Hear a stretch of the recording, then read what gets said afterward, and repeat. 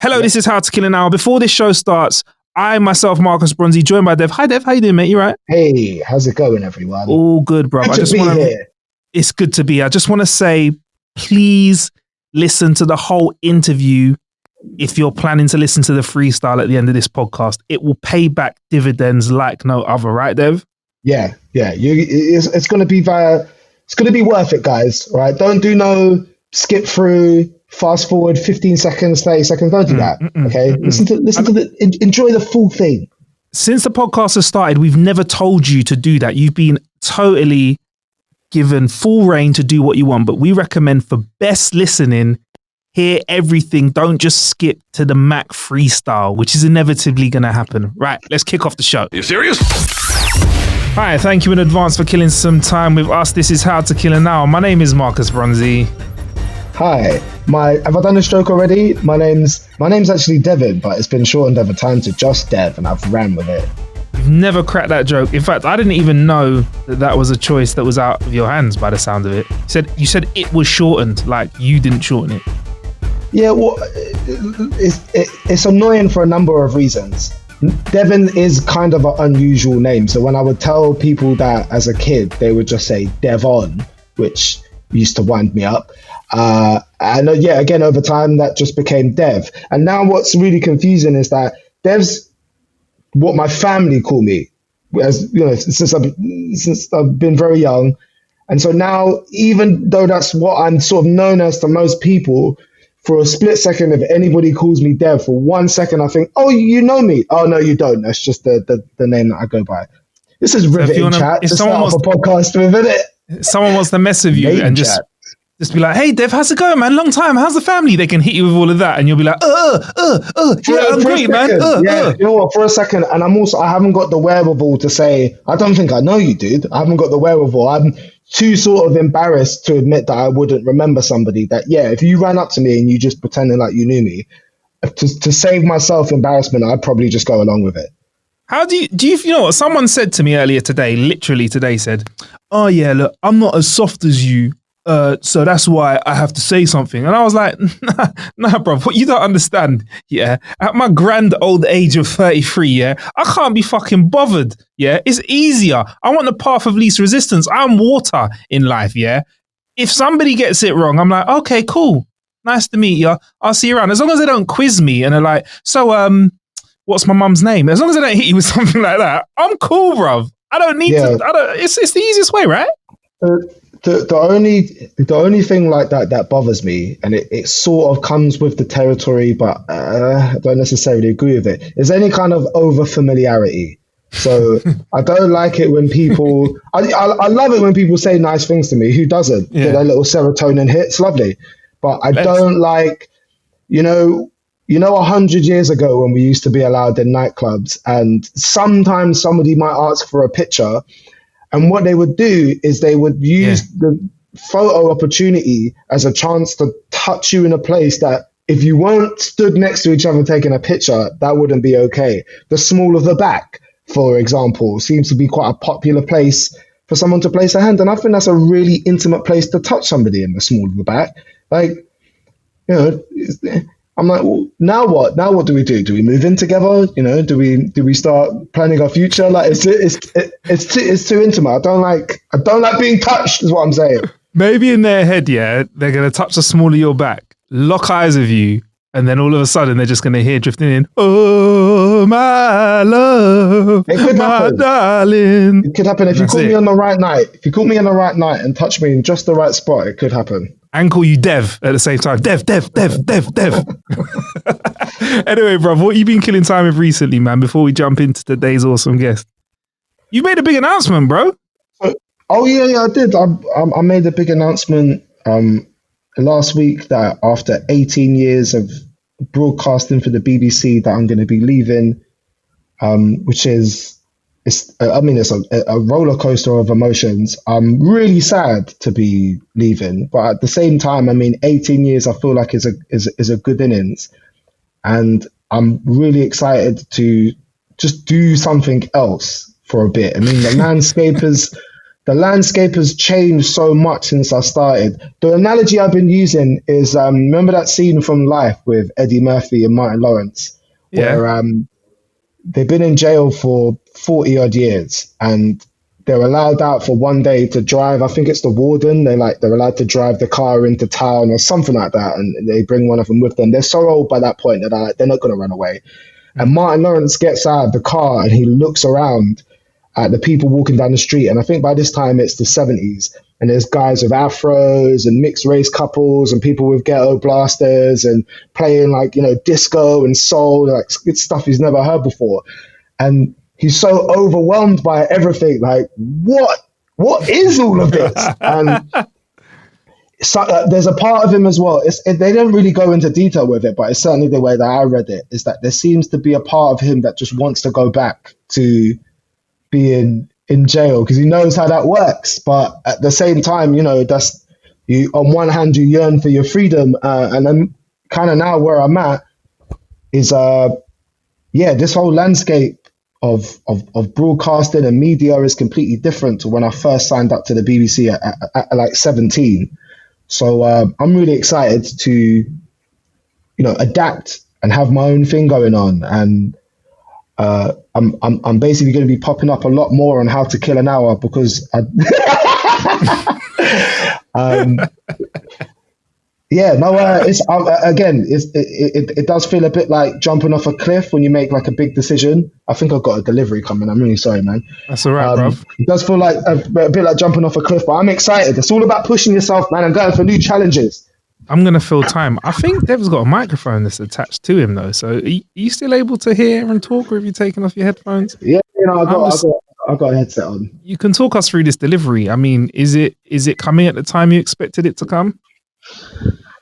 Well, they send you an email on the day saying that your delivery has been dispatched, but it doesn't specify what time. It just says that it's out for delivery. So that could be any time between 9 a.m. and what time is it now that we're recording this? Yeah, it is 5:21 in the evening, afternoon. But it's actually become one of my things is that when I'm trying to cheer myself up a little bit in the evening, I have a couple of glasses of wine and then I just start clicking through Amazon. I don't get anything big. I set myself a little bit of a budget, 25, 35 quid. And I just click on things that I like the look of. And then what happens is, this is when you really get into trouble, is when the algorithm learns what you like the look of and says, oh, other people bought this as well. Do you like the look of that? And you think, do I need another bottle of Angostura bitters? Probably not. I'm going to get it because there's going to be a point where I do need that. Hang on a second. I'm just going to go get these boxes.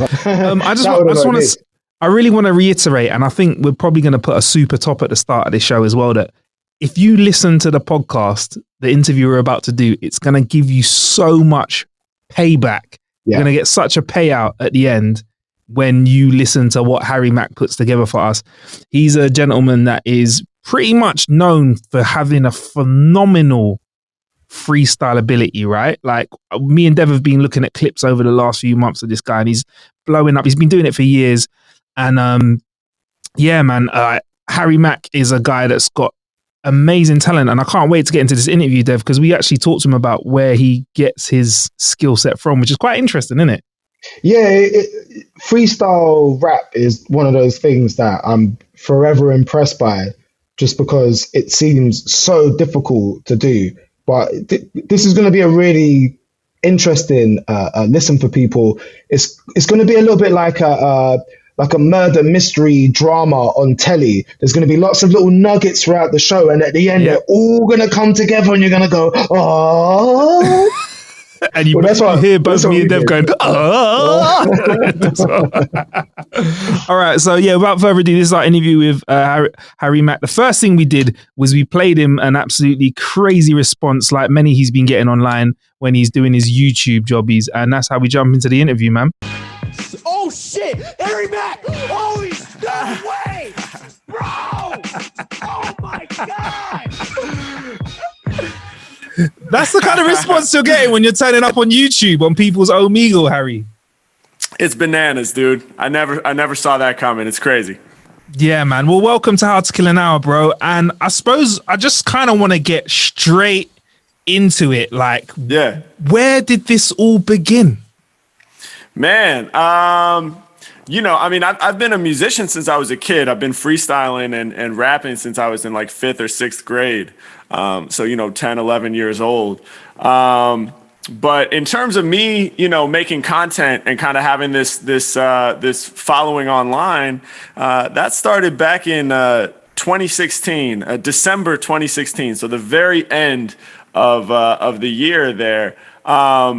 And what happened is kind of funny. I'll tell you guys a little story. Basically, I'm a jazz drummer as well. So that's my background. I went to school for jazz drumming. And one of my peers in the jazz program at USC is this really great pianist and composer named Jacob Mann.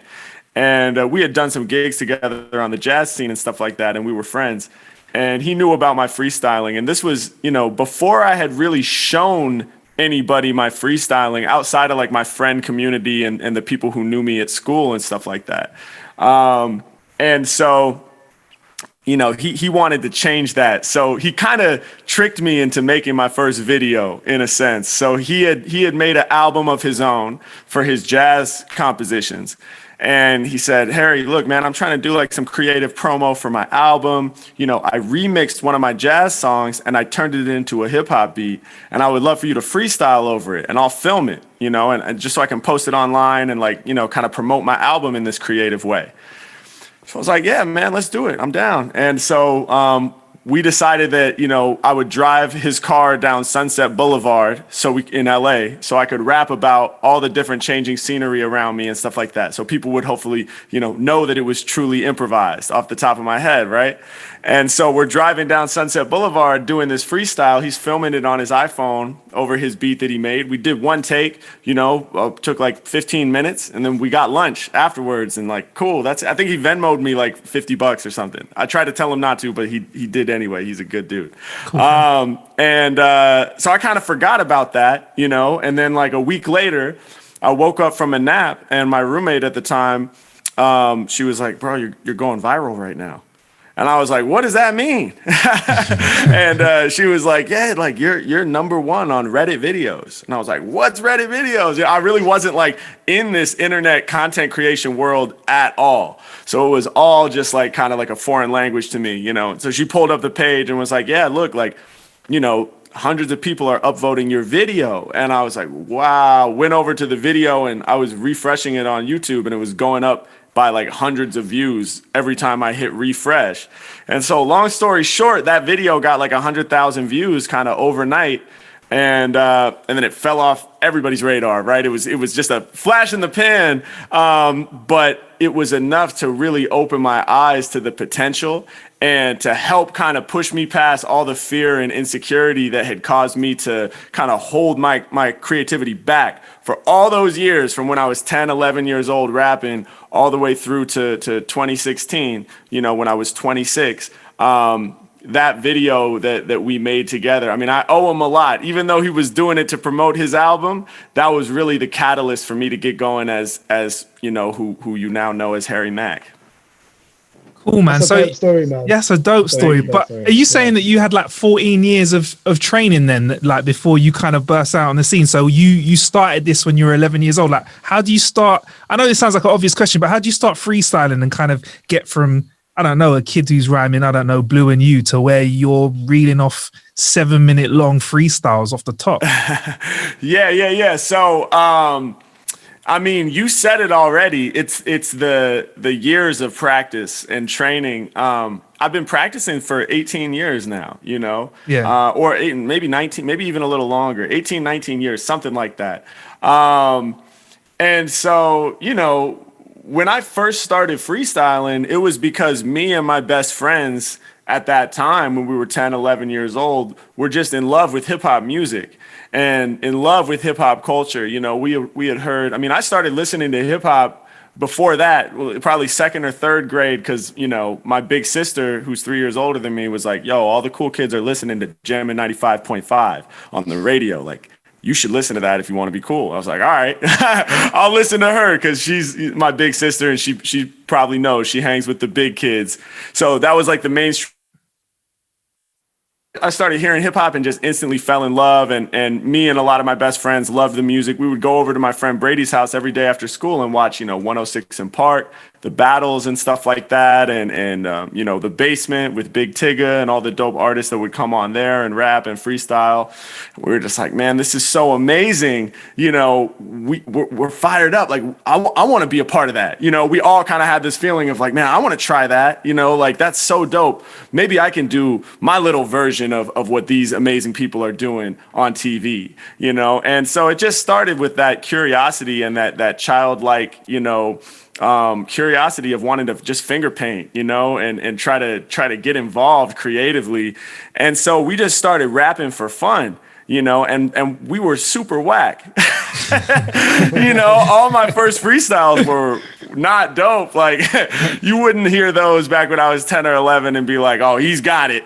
He's going to be a professional full-time freestyler. This dude is crazy. Not at all. It was just like little kids messing around trying to rhyme. Like you say, trying to rhyme blue and true and stumbling over it and saying gibberish and things that don't make sense. And, we didn't have any skills yet, but we had that passion and that love. And most importantly, we were kids. So we were very non-judgmental, and that's the thing. I was fortunate to start back before, I got those kind of judgmental voices in my head of, oh, it's not good enough, or, oh, it'll never work. It was like, never work. It's already working. We got this $20 Radio Shack mic and we're rhyming blue with true and we're having the best time of our lives, So I kept doing that, man, and I never looked back. And that's how I got to be able to be at the level where I'm at now, was just through consistent practice and, never falling out of love with it. And I'm still just as in love with it. Every time I freestyle, I feel like I'm 10 years old in Brady's attic with the $20 Radio Shack mic.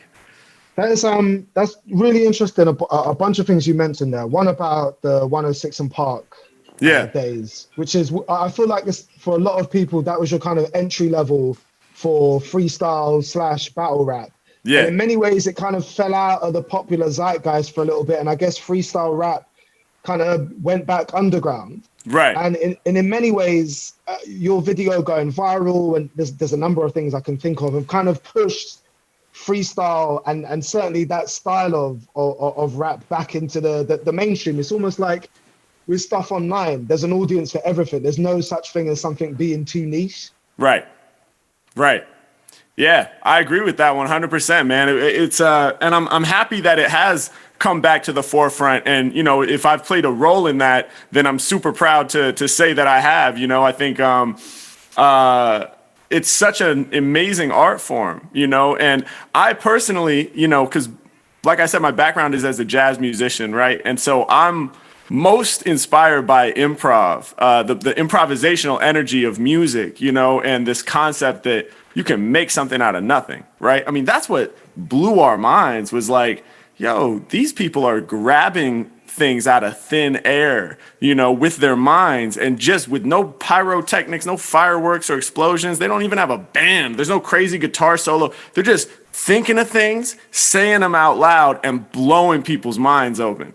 And so, it's magic, freestyling and improvising in general, whether it's John Coltrane playing a saxophone solo, brilliant melodies coming out of, where are they coming from? Right? It's like, where does that come from? And that's the same with a freestyle. Sometimes I'll watch it back and be like, I don't know what that was. I don't know how I thought of that. Right?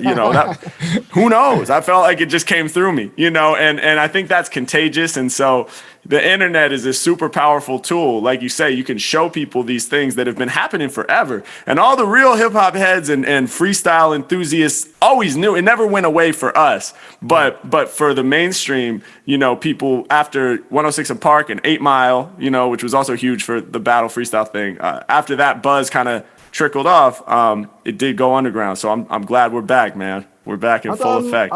I'd love to hear more about your time studying as a jazz drummer. So I also studied music at a school, but we only sort of like touched on jazz. Jazz was only a small part of our module. Whereas like in my mind, as soon as you said you studied as a jazz drummer, I'm picturing, what's that film that is about a jazz drummer? Whiplash. It's super intense. And Oh yeah, Yeah. that's it. Yeah, Whiplash. Yeah. Was your training basically like Whiplash, or was it nowhere near as intense as that? No, luckily it wasn't nearly as intense as that. Like that kid like crashes his car trying to make it to the rehearsal or something, right? He's just like throwing chairs at him. No, I mean, I had some intense teachers coming up, you know, not on that level, but part of the jazz tradition includes that sort of, you know, kind of tough love mentality from the teacher to the student, where it's like, you know, you got to get it together. Like, come on, let's go. You're not doing it, you know. And that's always kind of been a part of the sort of jazz tradition. You know, you hear stories, you know, Charles Mingus just screaming at the band members, you know, or, you know, Miles doing all types of crazy, really rude, mean stuff to people. But luckily I had a lot of like nurturing teachers and people who didn't come at it that way. And I think, you know, for me, I always responded better to the more nurturing approach. I think that's healthier, you know, but it can't be ignored. Big part of the tradition, there is that tough love element. So I had some teachers that would yell at me and stuff, or go work on this. Don't come back till you got this, you know. And I probably learned from that too. I think it did kind of kick me into high gear and give me that discipline that's needed to make it. You know? Yeah, well, I definitely wanted to ask you a little bit more about that, the sort of parallels between those two worlds, because I guess as an outsider, somebody who maybe didn't have an understanding about music, jazz and freestyle rap seem almost like it's black magic, like this sort of mystical art form. But do you think your jazz training has helped you make this smooth transition into this? Oh yeah, 100%, man. Yeah, I mean, they really go hand in hand. They're interconnected. You know, it's like my jazz drumming and my freestyle rapping are like the opposite ends of the double helix in my DNA. You know what I mean? So they're always dancing together. I always say a freestyle rap is like a jazz drum solo with words, right? And such a huge part of freestyling and what makes my freestyling dope to people, I think, right? And, you know, just based on what people have told me, right, is the flow of it, right? So what is flow? Well, when we're talking about flow in the context of rap, it's the way I describe it is it's everything about the rap other than the actual lyrical content, right? It's everything about the rap other than the words. So what are you left with if you're not focusing on the words and the lyrical content? You have rhythm, right? You have melody, right? So even though we're not singing like ba ba ba ba ba ba, right? It's not that melody, but it still has a melodic shape. It's not da da da da da da da da da, right? It's ba ba ba da ba ba ba ba, right? So you have that rhythm, melody, you know, inflection. There's these accent patterns. Certain syllables come out at you. Hey, yo, I grip on the mic and I'm doing it raw. I get locked, right? Whatever. So there's this rhythm, melody, accent patterns, and it's the sound of the rap. And all of that is coming directly from my jazz drumming, right? So so people will be like, man, how can you just keep going like that? You know, with your freestyling, you know, where you just keep coming up with ideas. Well, a huge part of it is because I can do this. Right?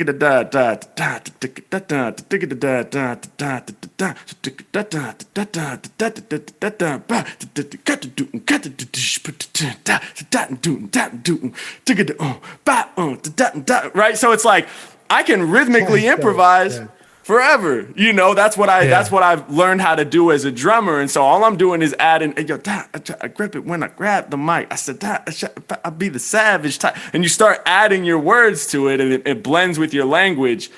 And so yeah, the jazz part is huge, man. So you're the first brother out here that's using jazz to drum with words, basically. Is that what you're saying, Harry? That's my approach, man. That's my approach. Yeah. When was the first time you put all of this together and you realized that you could hit more than a few lines and just get momentum? Do you remember the first time you were like, hey, I'm actually sick at this? Like, yeah. It was so gradual. It was so gradual that it's hard to say, but there were a couple things. There was one time in Brady's attic, I remember randomly, like 8th grade or something.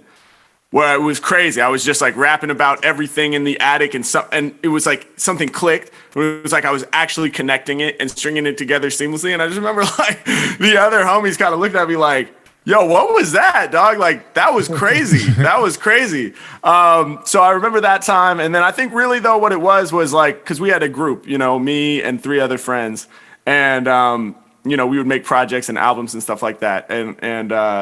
And when we were in high school, we started like, you know, people started like having house parties and stuff like that when their parents were out of town, you know, and it was like our first time experimenting with, you know, drinking and whatever. And so we would go to house parties and stuff like that, and we would start to have ciphers like at the house party, which was different because normally it was just like in Brady's attic. You know, this was like this thing that we did, and we were all cool with it, and so it was like a safe space for all of us to experiment and mess up and try to get better, whatever. But then the house party was different because all of a sudden, even though it was casual and it was optional, right, there was still an audience. Like people would come and join around it, and they could walk away whenever they wanted, come and go, whatever. So it wasn't like we were on stage and people bought tickets, but it was one step closer to that, where it's like, oh man, like these people don't know our history and what we're working on, and they're not going to necessarily be forgiving if we mess up in the same way. And so we kind of started like doing these ciphers, and people liked it. And so we would look around, people were like getting hype, and they would be like, oh, that's dope, you know? And so that was kind of like the big confidence builder in terms of like, all right, it's time to start taking this out of the attic and really get serious about it, because, you know, maybe we're actually onto something. Yeah, and I mean, go on, Dev. No, go on, Dev. No, I just there's so much like you keep saying that I keep wanting to ask you about. Have you got like such an interesting view on like music in general? But it's something I've thought about for a while. I wondered your thoughts on it. I don't think everyone's going to agree with this, but I think enough people that it's a valid point. Yeah. But there seems to be a disconnect between artists who are really good at freestyle and battle rap. Yeah. And then also achieving some sort of like mainstream chart success. Yeah. Like I've seen artists who are incredible at freestyling and coming up with things off their head. Right. When they get in the studio to say, write a song, right, there's some sort of disconnect happening there. You've managed to find a way to achieve mainstream success with those freestyles. But I wondered if you had any thoughts on artists who aren't necessarily able to marry the two. There's maybe only 3 artists that I can think of that I've heard freestyle and be amazing and also do consistently good songs. Yeah, definitely. I think, so I thought a lot about that, you know. I think that basically they're 2 completely different crafts, right? That's what I've come to the conclusion over time, and putting a lot of thought towards this, like, man, why does that happen? You know, and that's something that I'm up against too. You know, I'm on a very unique path in the sense that, you know, I have songs and recordings and stuff like that, but I'm way more known for my freestyling. And so I'm kind of on this unique career path where I'm sort of seeing what I can build with the freestyling, and the freestyles then come into the studio and get recorded, and you know, those are songs, but it's a different kind of approach to the whole thing, right? And I'm lucky because I live in this internet era. You know, I think that's really a big game changer, where it's like previously you had to find a way to navigate the pre-existing music industry, right? So it's like, okay, you're a great freestyler. Can we make a hot single? Can we go to radio? Do we have an album? Can we put you on tour and have everybody singing along? You know, and so you had to find a way to convert and fit into that machine. But if your brain wasn't really, you know, oriented to do like that, because you were mainly a freestyle improviser, you were kind of stuck. And so luckily I have the internet, and I'm able to, you know, to utilize these tools to just really push the freestyle forward. But yeah, to answer your question, I think they're just 2 completely different sides of the brain. And just to touch on that, you know, freestyling is all about non-judgment, right? No such thing as good or bad. Always go forward, right? No revision, no editing. If you made a mistake or said something whack, it's gone. It disappeared into the cosmos. No one ever has to hear it again. But what are you doing right now? And right now. And again, right now, right? So it's forward moving. And you either are dancing with that moment or you're off. You know what I mean? And so that's it. And so the criteria is basically just, can you keep, it's like you're juggling. Can you keep those balls up in the air, right? And don't drop the ball, you know? We're juggling right now. Can you keep it in motion? And if you can keep it in motion, you're killing it, right? On the other hand, writing classic records is a completely different approach where, of course, there is revision. You do have time to weigh multiple options. Maybe I should start like this. Maybe I should start like this. What am I trying to say? What's the overarching story? You get halfway through it. Should I bring this concept back? Maybe. Let me try it. Let me try. Right? So it's a completely different part of the brain. You are judging and critiquing and honing in on the eventual song. Whereas freestyling is just like, there's no time to weigh multiple options. The first thing I think of, I'm gonna say it with confidence, and then I'm gonna move on. So yeah, I think it's possible to be good at both, but being good at one would by no means indicate automatically that you're good at the other. It's so odd, right? You would assume Yeah. like, it should like work out perfectly, but for some reason it doesn't work out like that. Yeah. 100%, man. And it was good seeing you at kind of the top of your game with freestyling. Also being able to meet other people that are like you said, on the revised side, more revised side of rap, they're at the top of their game. I got a quick clip for you, which I think is a moment when we can really hear like the elation in your voice, because you met someone real special in hip hop one time, Harry. Yeah. I'm great in your eyes, but you're great in mine because you inspired me. You get what I'm saying? Man. When I see that hunger, it runs me right back to the lab, gives me back on my pen, you know? So we inspire each other, man. Just know that. Definitely Man. keep going for sure. Yo, thank you, For man. sure. Hearing that from you is huge to me, man. This is a huge day for me. So Appreciate it. and I just appreciate you letting me come in here and do that, bro. No question. Yeah, so that was Kendrick Lamar. You know, if you couldn't tell by the silky voice. So yeah, you know, I was really fortunate to form a relationship with Jay Cruz and you know, basically the people who do the Cruz Show, which is a staple radio show, a hip hop radio show here in Los Angeles. And so we had done some things together, and they were fans of me. And so you know, they would always ask me like, "Oh, who you listening to? Who's your favorite right now?" And I was always like, "Kendrick Lamar, man, he's killing it." And so when Kendrick came to the station to like do promo, they hit me up like morning of, and they were just like, "Yo, Kendrick's coming by the station." I was like, "Oh, dope, man. I'll definitely listen. Can't wait to hear the interview." You know, I thought they were just telling me to like tune in. And and then they were like, "Nah, man, like we want you to come in here and do what you did with Joey." I had freestyled with Joey Badass prior to that on the same show. And I was like, they were like, "Are you down?" You know, and I just like, I remember I like put the phone down from my face because I was like, my first thought was like, no, definitely not. I was like, I'm not ready to meet him. You know what I mean? I'm not even ready to like shake his hand, and I'm definitely not ready to rap for him. You know, those were my two thoughts automatically. But then it's like, there's only one answer, right? Like, what am I going to say? No, I'll pass. It's obvious. It's obvious what has to happen. The time was live, you know, the moment was live. So I just said, yeah, you know, I'll be there. And they're like, cool, be here in half an hour. So just like drove over there, freestyling super loud in the car, like trying to get pumped up, you know, just blasting beats in my car, rapping about the freeway exit signs and stuff. And then, yeah, pulled up. And the crazy thing was I got in the elevator with my friend Edgar Preciado, who worked at the station at the time. He was the one who kind of brought me into the fold with the Cruise Show.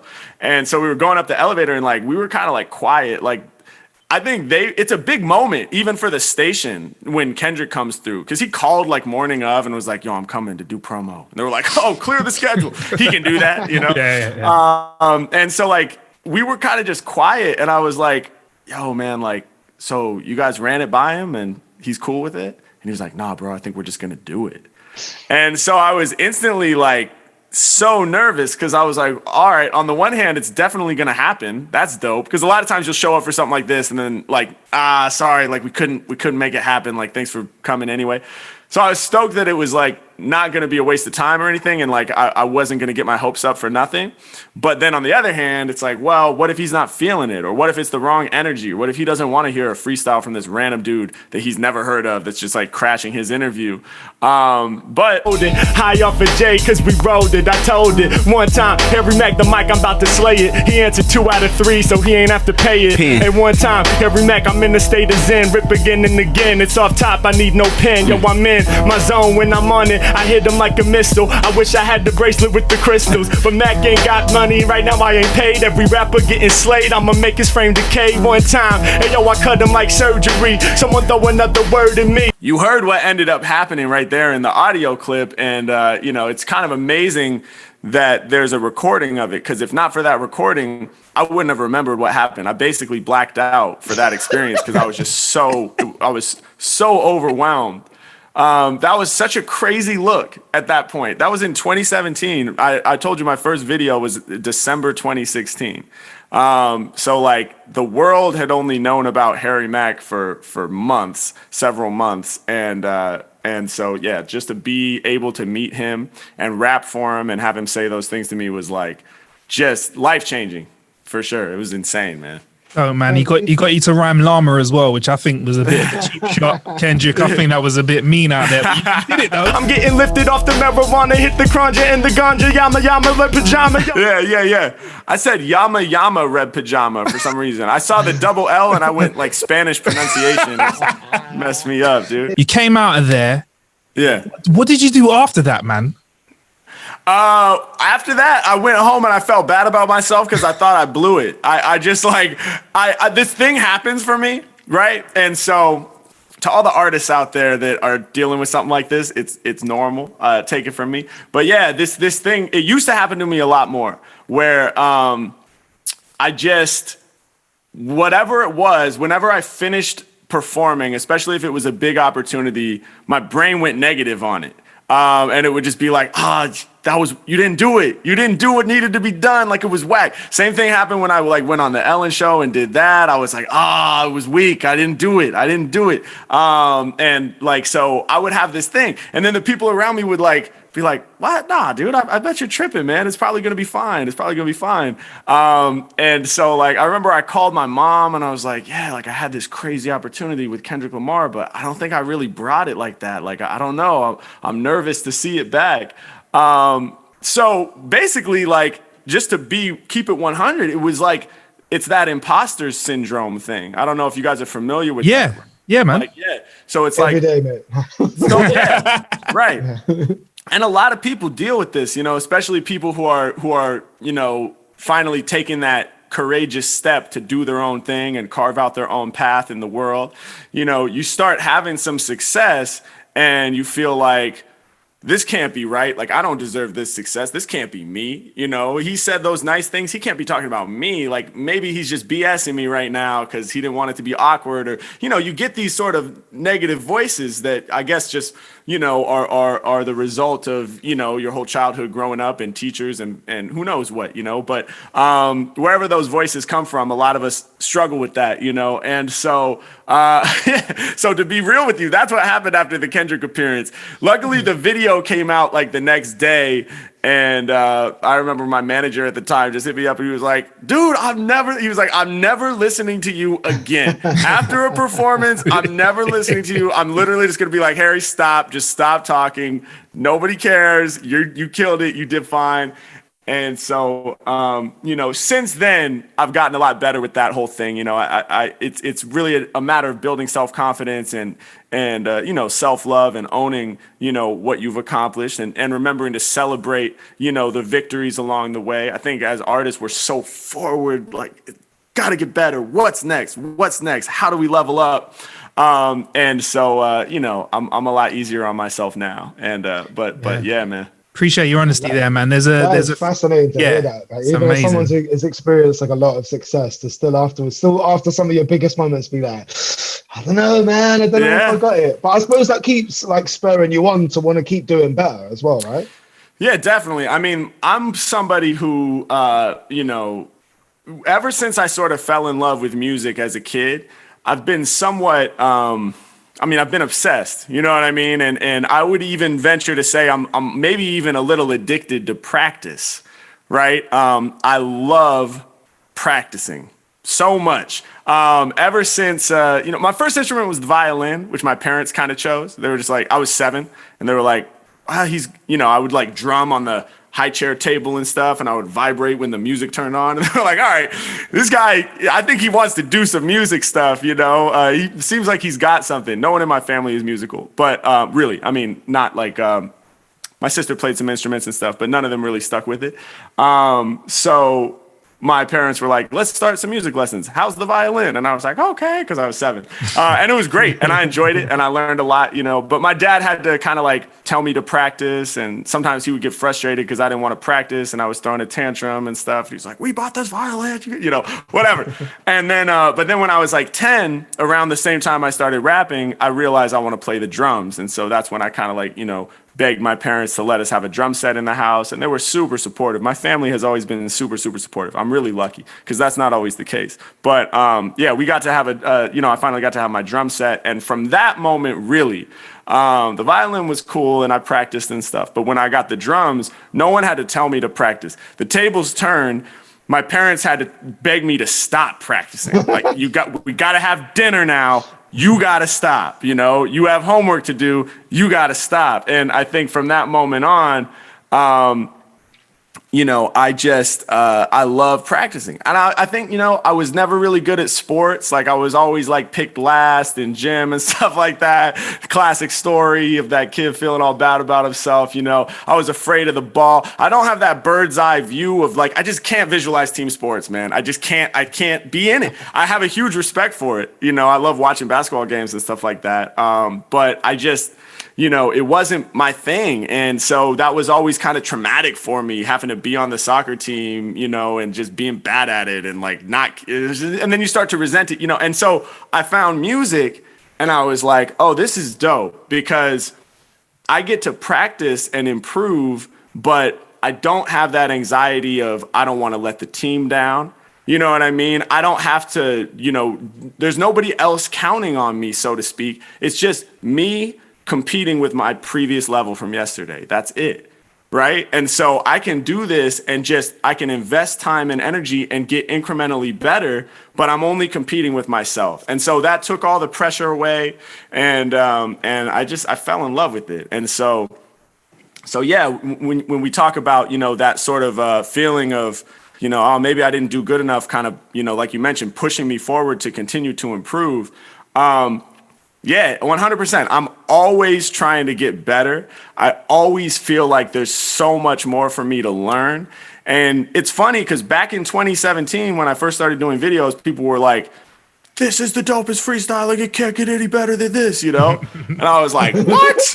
Like, what are you talking about? Like, first of all, there's lots of guys that I think are better than this, that I look up to. But second of all, I'm just getting started, Like, I wasn't even doing this, like, to this level of hustle, back in a year ago, And so, man, I practice every day and I'm always improving. And then on the new videos, people are like, how is he getting better? And I'm just like, yo, what do you guys not understand? Like, this is what it is. I'm always going to be reaching for the next thing, I hear that, man. When we're in that kind of headspace of practice, there is something weird that happens regardless of how much you might practice, how much you might perform in front of people. I'm sure it almost never happens to you now, but the idea of the choke, it's got to be a constant threat, considering that you are making up what you're rapping about on the spot. That is sort of always looming there in the background. Yeah. What's your worst choke you've ever had? I haven't had any like really bad ones in a long time, and I'll talk about why. But yeah, definitely when I was younger, I had some epic ones. The worst one was we were in Portland. We were still in Middle school, yeah, 7th, 8th grade, maybe. It's crazy that I've been rapping since back then and like actually doing shows and making little albums and stuff with my prepubescent voice all high pitched. But yeah, me and Brady, like we were part of this organization in Portland called Ethos, which was really dope. It was like a music lessons center basically. And, they offered like a lot of scholarships for kids who couldn't afford lessons and stuff like that. And they're just a super dope nonprofit organization in Portland. And so we found out that they had like turntablism classes and stuff. And so Brady was like getting into DJing. And the same way I begged my parents for the drum set, he begged his parents for like the, used set of turntables and the little mixer or whatever. And so he had his setup. And he started taking lessons at Ethos from this guy named Paul, DJ Apostle. Shout out to him. I have no idea if he's still active or what he's doing, but he was huge for us because this dude, DJ Apostle, saw, our passion and love for it. And he was like, yo, these two little, like, what? These, like, two little white kids in 7th grade, like, loving this hip-hop stuff and just going so hard. And he was like, all right, like, come use the studio, anytime. And you guys can, like, make your records and stuff. So we had this relationship with Ethos. And what ended up happening was they did this big benefit concert at the Aladdin Theater, which is like a 2,000-seat, venue in Portland. And we were opening for this big group called Pink Martini, who's this like great, like, professional, like Latin music, like Afro-Cuban music ensemble. So all the kids from Ethos, the standout kids, the best students or whatever, got to do like a song. We got to like do 5 minutes leading up to this show. And it was like a sold out show, 2 nights sold out in a row at the Aladdin Theater. We're in 7th grade, me and Brady, just like, we're going to have to rock a sold out Aladdin Theater, 2,000 people. So there's a dress rehearsal before the show, right? And I had just written the song. We wanted to do a new song. So I had just written it like up to the last minute. This was a critical lesson. Yeah. But I forgot to leave time to memorize it, right? So it's like, I was so obsessed with making it super dope. And then it got to the point where it's just like, all right, well, now you got to do it. And I wasn't going to have my notebook up there. So I just remember the beat dropped and I just stood there with the mic, it was like an 8 Mile. Like I just like, and I knew the words weren't going to come to me and I was digging through my brain and then you start panicking and it's even worse. And I just like muttered a few words, tried something. I couldn't really freestyle yet like that. So I was like, I didn't have that option. Nowadays I just start freestyling, but I just couldn't, I couldn't do it. And so we were supposed to be the last group before Pink Martini. And we showed up to the actual gig and they had switched the order. We were going to go very first. They got nervous and they changed the whole order up. So that was a really bad one. But I learned from it, man, and I practiced that verse so many times that week. My parents were like super proud of me too from how I reacted to it because I was just like, I'm not messing this up. Luckily, it was bad rehearsal, good gig, right? That's how the old saying goes. That's the way around you want it. Yeah, so that's the way around. You said you were going to explain why that doesn't happen now. Why do you massively reduce the chances of you choking now? Yeah, I couldn't. This is going to sound weird, and this is not like some ego thing. I'll explain what I'm talking about. I couldn't really choke now like that. That would be insane. I can't imagine what that would be at this point. And here's why. There's a really great, famous, jazz pianist, Bill Evans, who played on, Kind of Blue with Miles Davis. He's one of the greats. And so he said this thing once where he was talking about this Kind of Blue recording session. And this is like the most famous jazz recording session that's ever occurred. Kind of Blue is like probably the most important jazz album that's ever existed, And he said, like, you never know when that's going to happen, that level, right, of greatness, where you're just, everything is working. Everyone is on the same wavelength. And, he said, I think it was that session, he was like, we didn't even really talk to each other, like on the breaks, because we were just like, let's not mess this up. Like, whatever this energy is, it's too sacred. You know what I mean? Like, it was just like, he said, like, they would just take the brace. Everyone would just kind of like look at each other and then like go off and then like come back and be like, are we still in it? and then, you know, and so, you know, that's the goal, right? That's like the ultimate flow state, inspired, like true improvisation. Everything is working, right? That's the goal. And so what Bill Evans said that really spoke to me a lot was like, you have no idea when that's going to happen. And that usually doesn't happen.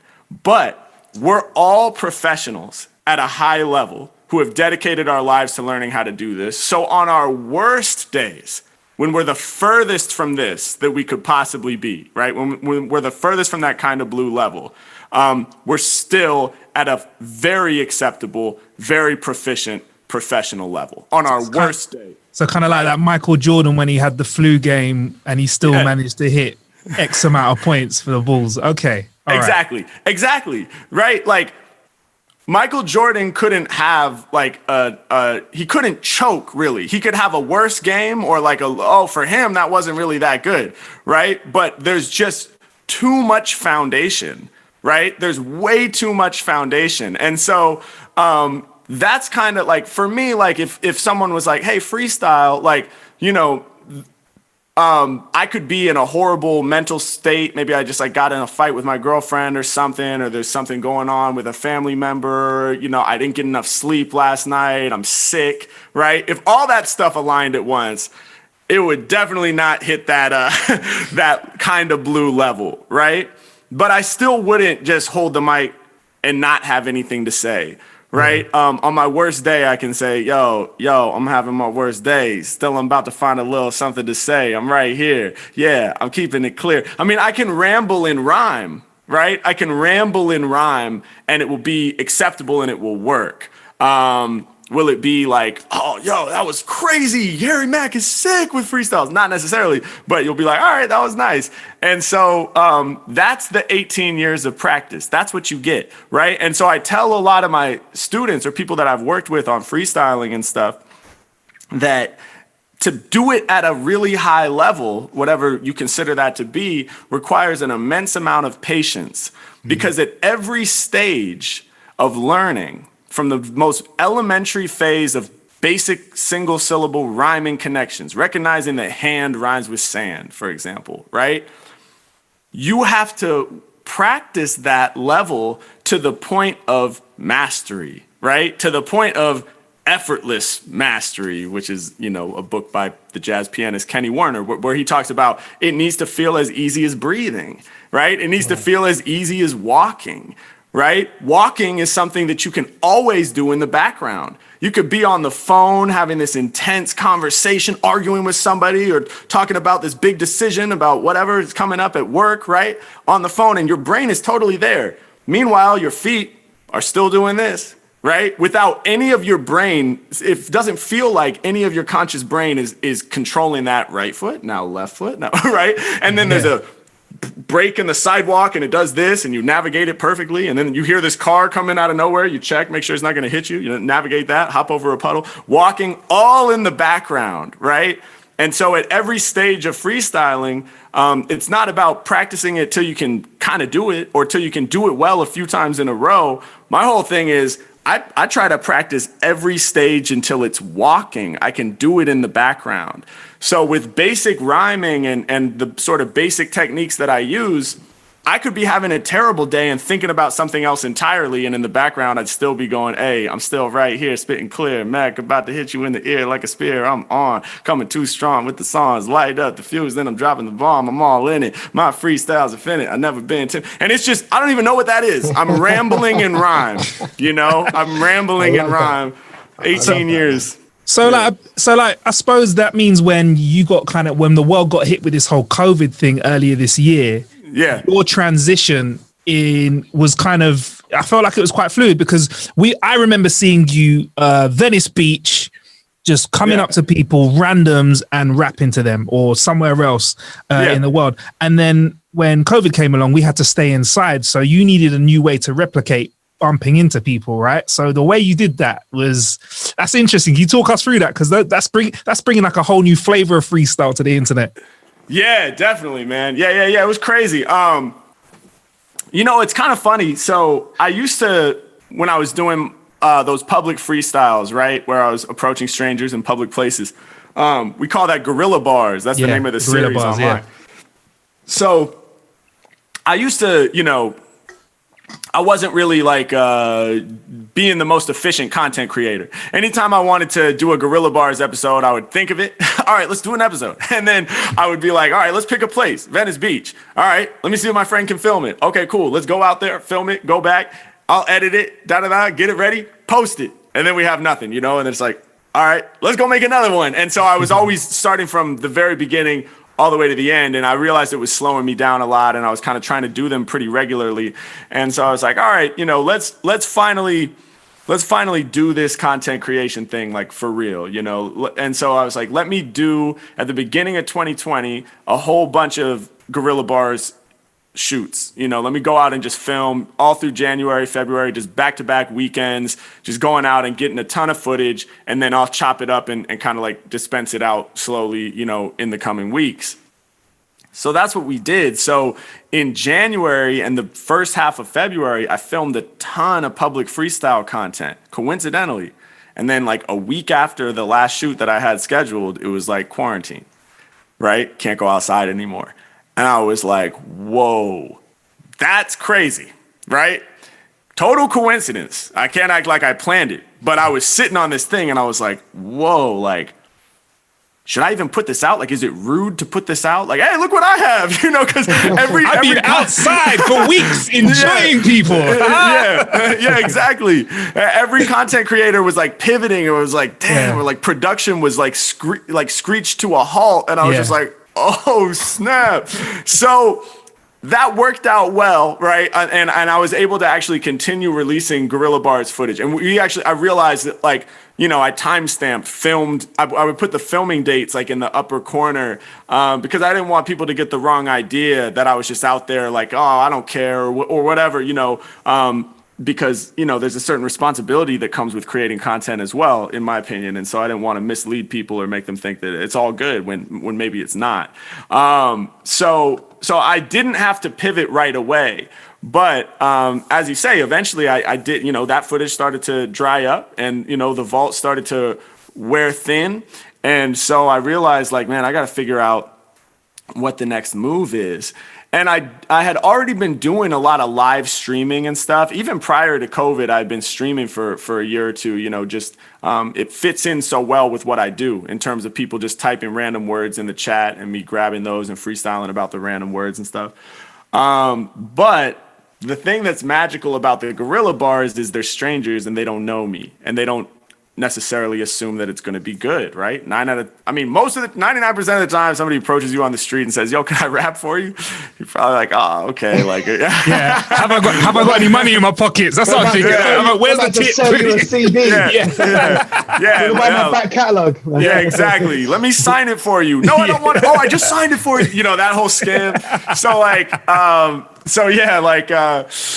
so that was the whole magic of it is converting, you know, skeptics to believers, you know, live on camera. That was the whole thing. And so there's this site called Omegle, right? And so basically it's this weird website where you get randomly paired with other people on video chat. What could go wrong, right? But yeah, so for any of our listeners, by the way, who've never been onto that website, 7 out of 10 times, in my experience, it's been a guy sat there with his cock out. Like, I'm not saying you can't find like people to chat to and it's not an interesting site, but at least 7 out of 10 times, it's been a guy sat there with his cock out. And the next is somebody who's about to, so they're just waiting there to see if you're the right person or not. Right, and exactly. The disappointment in their face when they see it's me as well, and not like some 20-year-old hottie. Yeah, right, because the 20-year-old hotties flock to the website where the dicks are out, right? So like, Omegle is sketch. It's super sketch. But here's the thing though. They have made a massive improvement, which is now you can type in tags for different like themes or interests. And so I'll type in music. I shouldn't even spill the beans on it because I'm trying not to have people find me on there, but just general topics that are not dicks, so You should type in not dicks. Just type in not dicks. Yeah, I should try that actually. That's hilarious. But yeah, movies, TV, fashion, whatever, just anything, and I don't only do music because I want non-musicians. I just want normal people on there. Yeah. And I'll tell you what, man, like that eliminates 99% of the dicks. Like I still see some. I'm not gonna lie. You're never gonna get rid of all the dicks, though. You're never gonna get rid of all the dicks. You're never gonna get rid of them. There's always gonna be a dick somewhere waiting for you. But so but amazingly, it cleans it up drastically. There's still a lot of weirdos, but a lot less nudity. So but it's actually, man, it's been incredible. Like I had no idea what to expect. I resisted it for a long time because same reason. I didn't know about the tagging, and I was like, I don't know if I want to subject myself to all of that, But it's the content that we've gotten from it is awesome. I mean, I never thought. I took for granted the fact that it would be so international. So now I'm freestyling not just for strangers at Venice Beach. Granted, there are a lot of tourists at Venice Beach and stuff like that, but I'm literally rapping for somebody in India. I'm rapping for this group of friends in Morocco. I'm rapping for people in the UK. I'm rapping for people in South America, Mexico, all over the world. And so that was really, really special.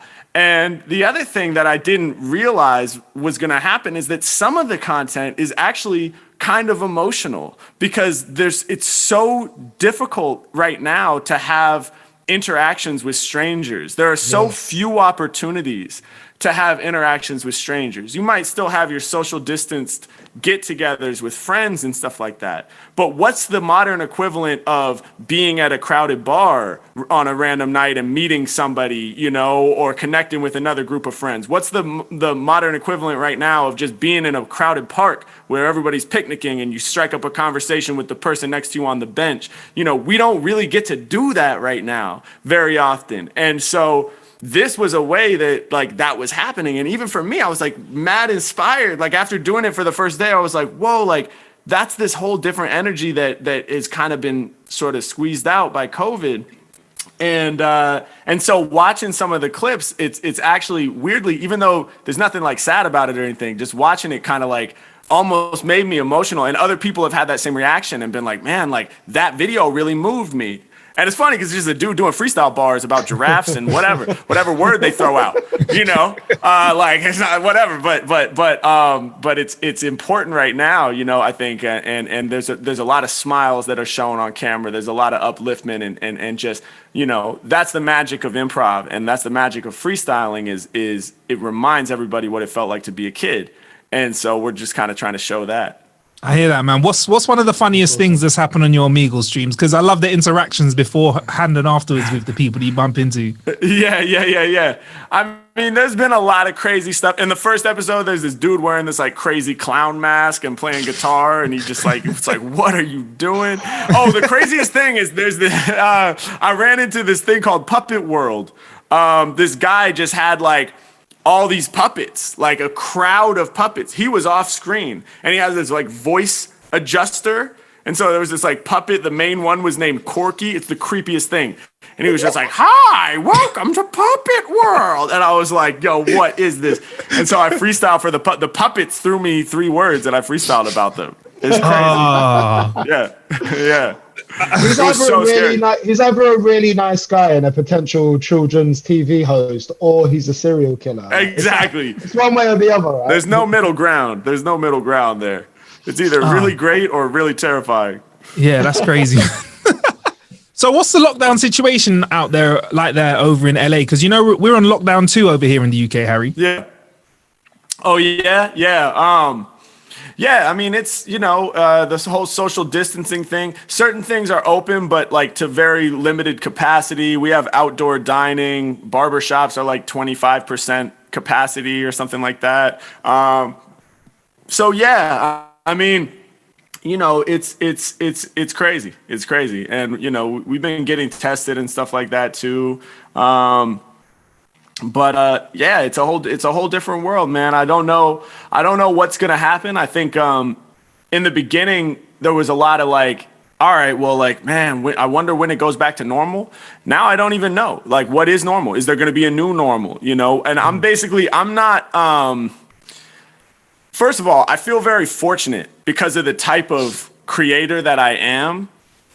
It works really well virtually, and it works again and again and again, right? If I was a singer-songwriter with even if I had a 20-song set list, you can't go live 4 times a week. You know what? You know, you could go live once a month and hype it up. You know, and let me play a couple new ones. You know, right? But I'm in a really lucky position because I can. The whole point of my type of creativity is that it's just this fountain that, as long as you can throw me words, I can throw you back raps. You know, so it's sort of infinite, just like a jazz improviser can solo forever in theory. So. So that has helped me a lot. And so luckily, and I really feel for a lot of my friends in music who were just gigging as their main way of making money. And now there's no gigs, you know, and they don't necessarily create the type of music that can be streamed every other night, you know. So, you know, all that said, in the beginning it was like, when do we go back to normal? Now I'm not really looking at it that way. I'm just like, okay, day by day, figure out how to have my career, you know, and have this continue to work, and where I can continue to be creative and, you know, hopefully monetize my creativity as much as possible so I can survive. And that's it. But I don't know if we're going to have another Coachella, you know, or big music festival, or when does that happen and what does that even look like, you know? So yeah. Isn't that mad, thinking about explaining that to the younger generation? Oh, go on, Dave.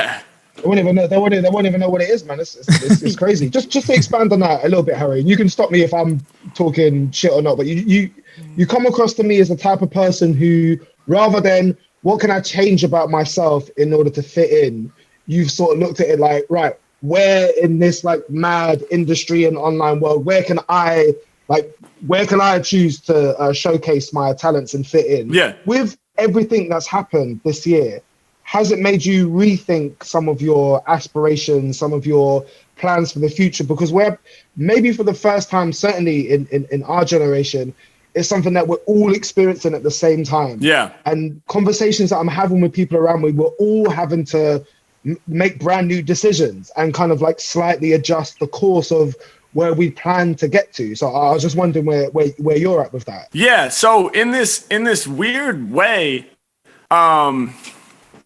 as tragic as COVID has obviously been, you know, and you know, if I could end it right now by pressing a button, I'd do it 1000%. We all would, right? In some ways, creatively speaking, and in terms of like my career path, it's actually sort of helped me in a sense, because I'm the type of artist that doesn't fit in with the old structure, right? Like, I don't fit in with the pre-existing record label, hot single, go to radio, blow up, do a tour, ride the wave for 8 years, and then bye, retire, right? Whatever. I don't know how to do that. And so that's the reason why even in 2017 with the videos and stuff, as popular as they were becoming, it wasn't like Def Jam called me or like Columbia Records called me and was like, let's do this, you know? Because they're like, yeah, he's super talented. We'll see if, you know, can he make songs? Can he do what we do to make money as companies, right? Can this person be used in our system so that we can make money, basically, right? I mean, that's, labels want artists that can make them money, understandably. I don't fit in with that.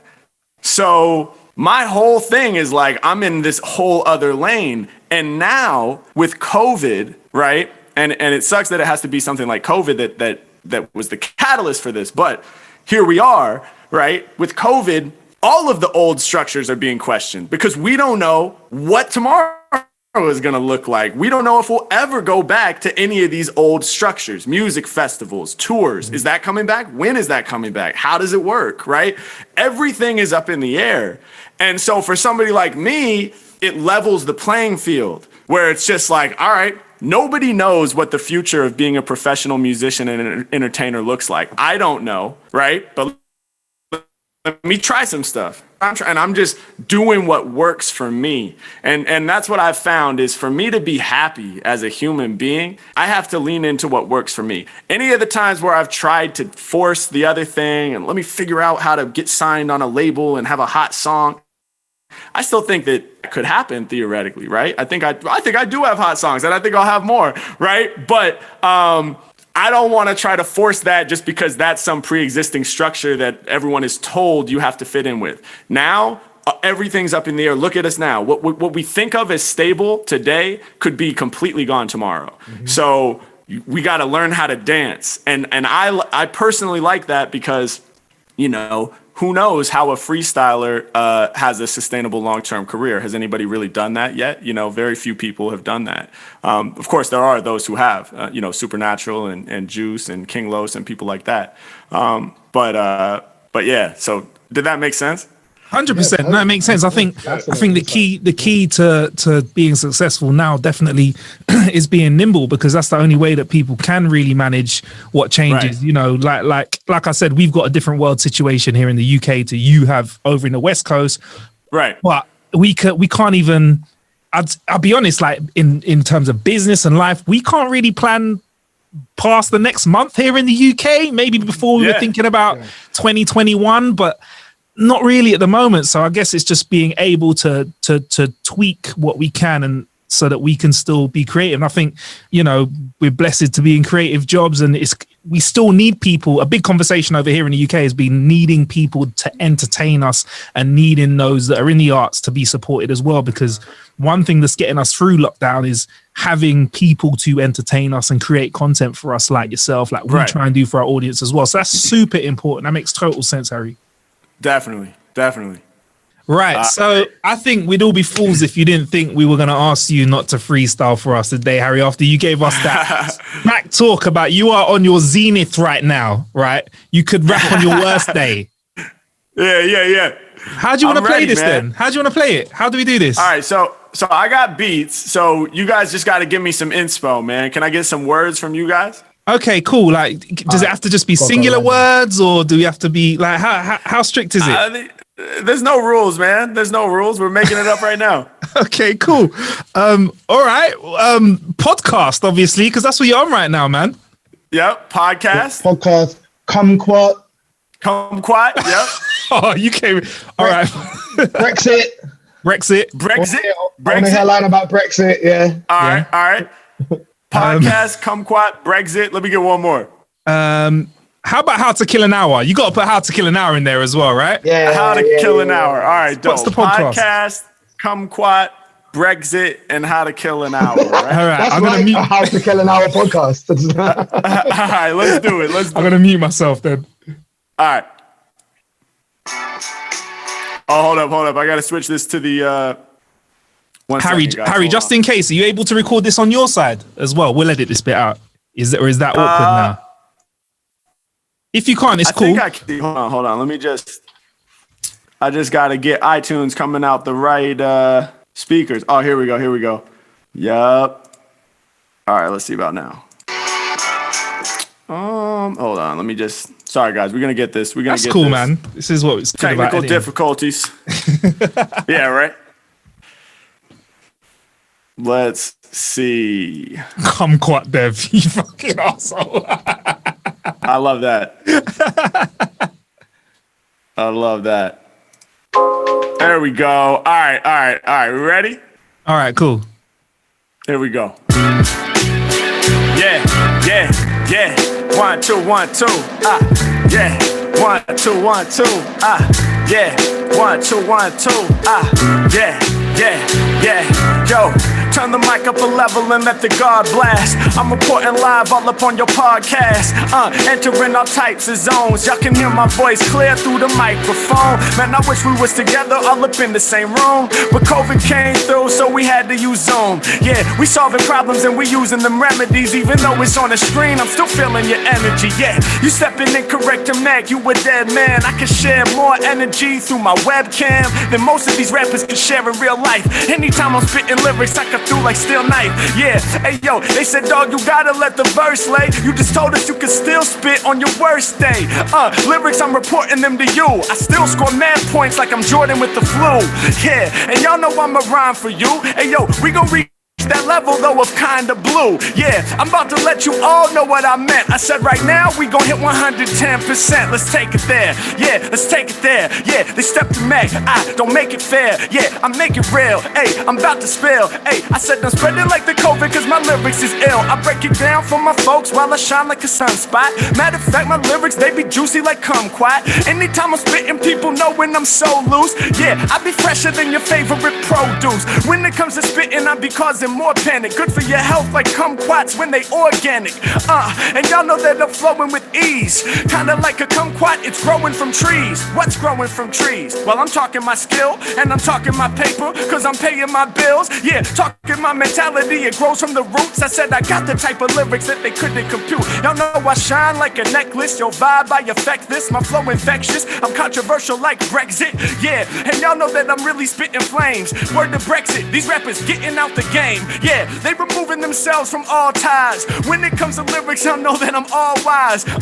Thinking about Brexit, it got me stressed. Cause when I read articles, it sounds like a mess. Yeah, but yo, I be living in the US. So if you wanna talk a mess, mine'll leave you depressed. Come on, I keep it honest every time that I spit. Anytime I'm kicking lyrics, they be throwing the fit. I got the power, rappers turn sour, they get devoured. I'm about to show you all how to kill an hour. It makes sense cause my freestyle skills are infinite, so I could keep rhyming like this for 60 minutes. Y'all gotta do a whole separate episode. It's just me, Harry Mack, letting go. They're like, we ain't even have a chance to ask no questions. He went for an hour from the microphone testing. I rhyme off suggestions, I use your words. Anytime I spit my lyrics, it's so fast that it's blurred. Yeah, hey yo, y'all know they a friend of my rap. How to kill an hour, y'all, we gon' end it like that. H Mack. Yo,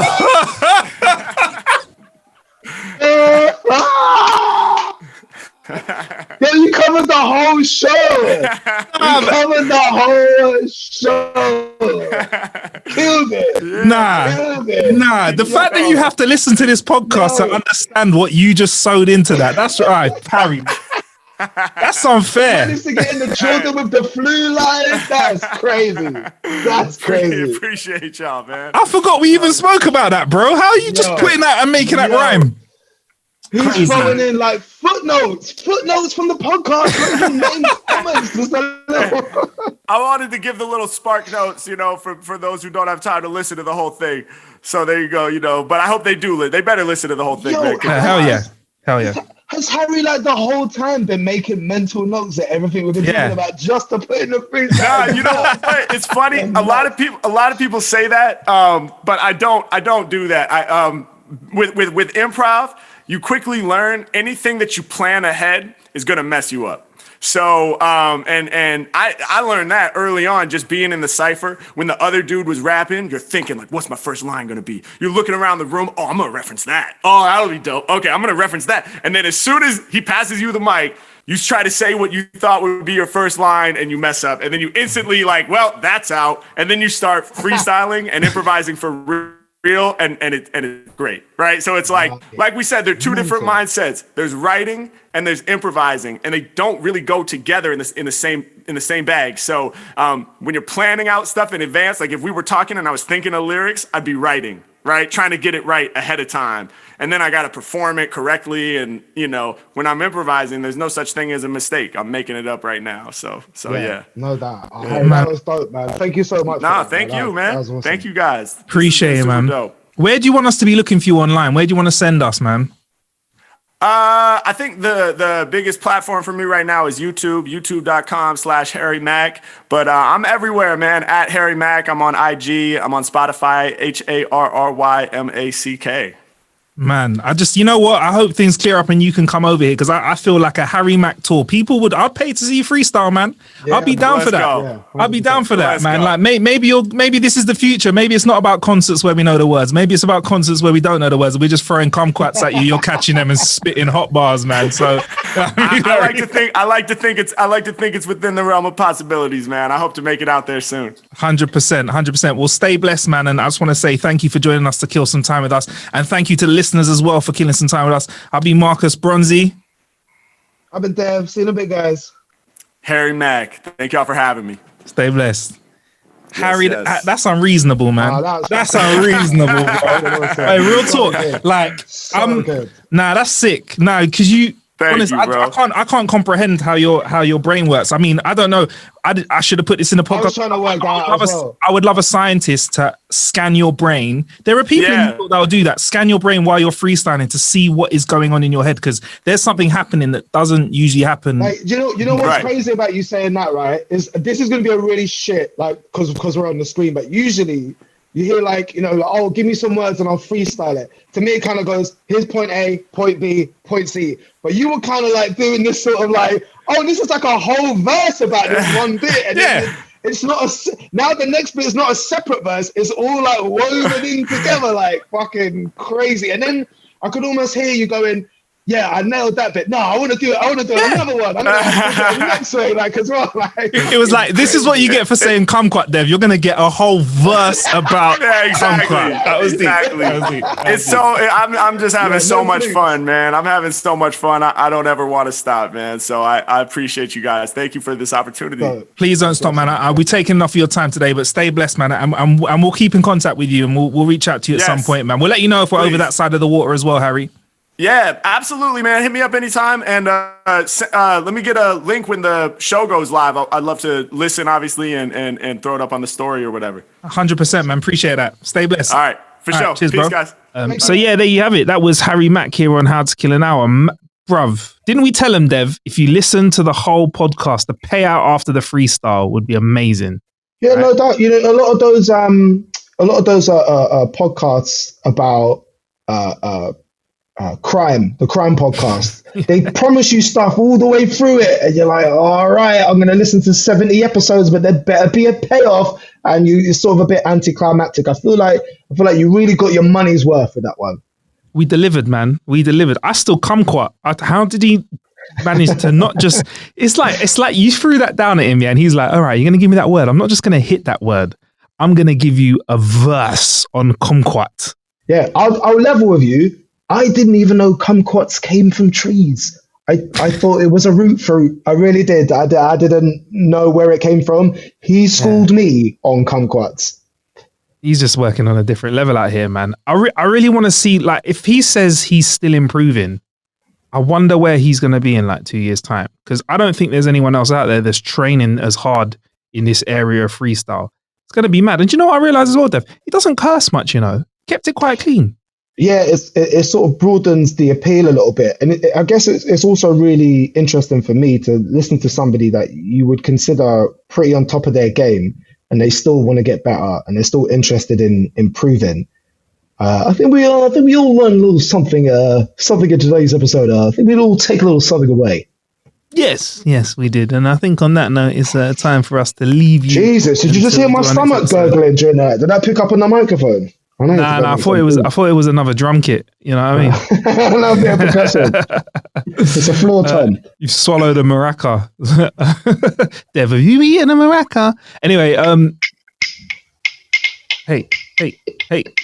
So yeah, that was How to Kill an Hour. You can find us on social medias at How to Kill an Hour. I'm at Marcus Bronzy, Bronzy. Where can we find you on L social medias?